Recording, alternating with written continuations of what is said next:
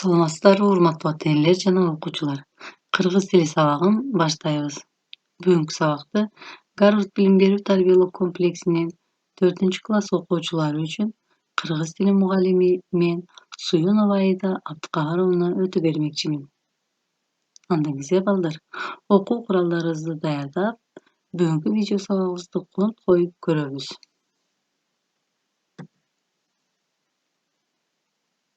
Балдар, дептерибизге бүгүнкү числону жазып, темабызды коебуз.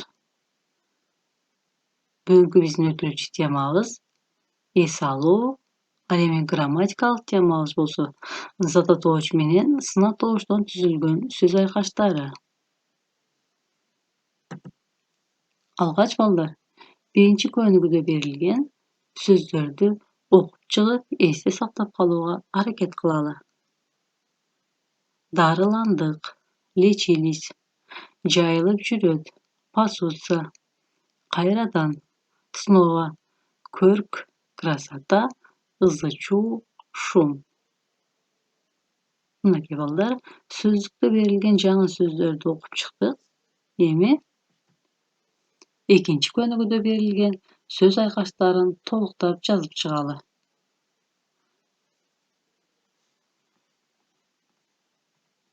Короого кирүү, көлдүн жээги, короодо жүрүү, уйлар мөөрөдү, жамгыр жаай баштады, санаторийде эс алуу. Мынакей балдар, бизге берилген сөз айкаштарын толуктап чыктык. Эми үчүнчү көнүгүүдө берилген текстти окуп, белгиленген сөздөрдү жактап чыгабыз. Нурдин. Жай эс алуу мезгили. Биз жайлоого баралы дедик. Дем алыш күнү эртең менен жолго чыктык. Түшкө жакын Суусамырга келдик. Жайлоонун көркү кандай сонун. Айлана чөйрө жапжашыл. Ар кайсы жерде көк, сары, кызыл гүлдөр. Таза аба, тунук суу.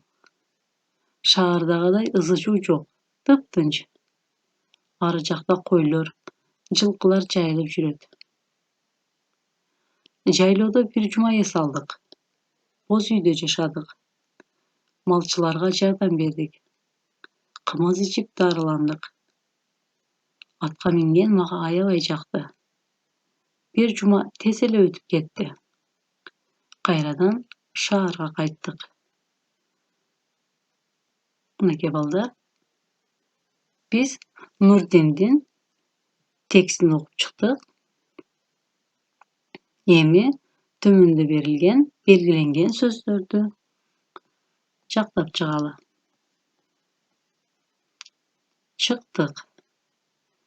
Биринчи жакта чыктым, экинчи жакта чыктың, ал эми үчүнчү жакта чыкты болуп өзгөрөт.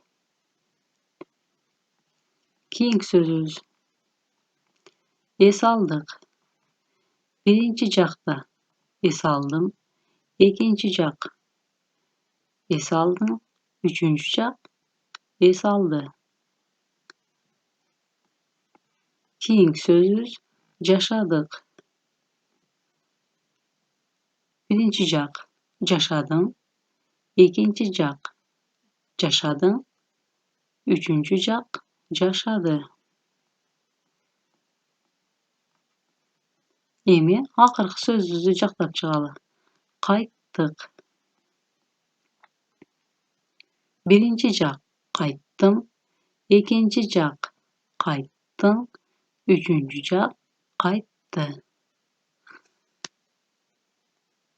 Мынакей балдар, белгиленген сөздөрдү үч жактын бирине таандык кылып жактап чыктык. Эми төмөндө берилген суроолорго жооп берип көрөлү. Биринчи суроо. Нурдиндин үй бүлөсү эс алууга кайда барышты? Нурдиндин үй бүлөсү дем алыш күнү Суусамыр жайлоосуна эс алууга барышты. Экинчи суроо. Жайлоонун жаратылышы кандай экен? Жайлоонун көркү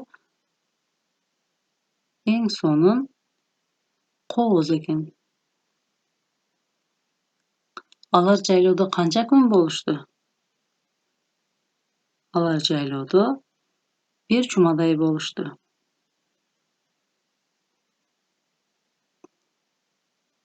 Эмне иш кылышты?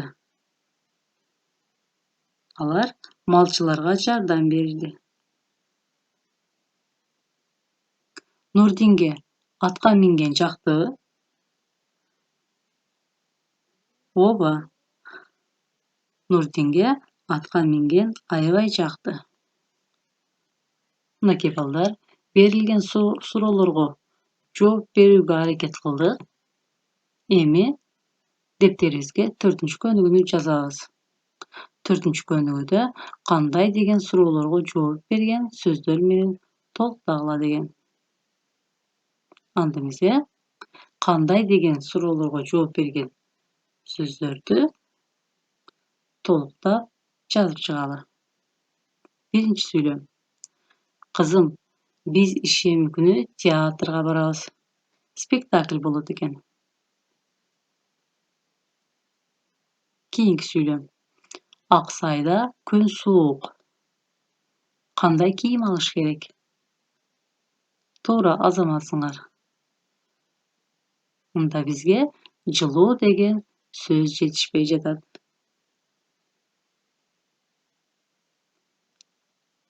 Ак Сайда күн суук, жылуу кийим алыш керек. Кийинки сүйлөм.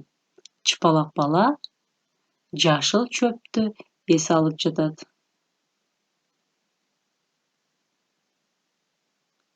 Кайталаймын. Чыпалак бала жашыл чөптү эс алып жатат. Кийинки сүйлөм. Токойдон коркунучтуу үндөр угулду. Токойдон кандай үндөр угулду? Токойдон коркунучтуу үндөр угулду. Кийинки сүйлөмүбүз. Сыдырым жел жүрүп турат. Сүйлөмдү кайталаймын. Сыдырым жел жүрүп турат.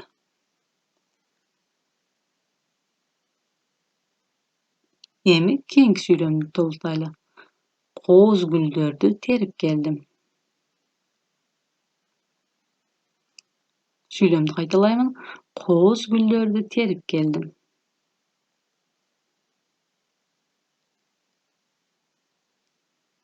Эми акыркы сүйлөмдү толуктайлы. Кычкыл кымыздан ичип алдык. Сүйлөмдү кайталаймын. Кычкыл кымыздан ичип алдык. Мынакей балдар, бизге берилген тапшырманы аткардык. Эгерде сүйлөмдөрдү көчүрүп жазып алган болсоңор, 5-көнүгүдө тапшырманы аткарып чыгалы. Мында бизге сөз айкаштары менен сүйлөм түзгүлө, аларга суроо бергиле деген. Биринчи сөз айкашы. Сонун мезгил. Жай эң сонун мезгил.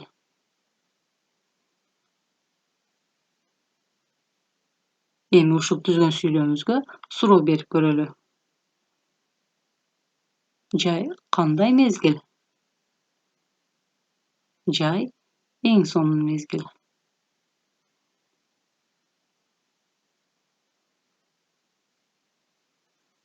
Эми кийинки сөз айкаштарына өзүңөр ушул үлгүдөгүдөй кылып сүйлөмдөрдү түзгүлө.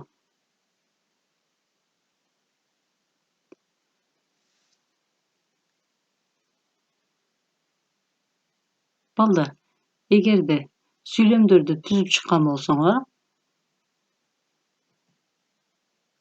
үй ишин белгилеп жазып алгыла. Үй иши мен каникулда эмне кыламын деген темага чакан текст түзүү. Кайталаймын. Үй иши «Мен каникулда эмне кыламын» деген темага чакан текст жазуу. Эгерде үй ишин белгилеп жазып алган болсоңор балдар, мен силер менен коштошомун.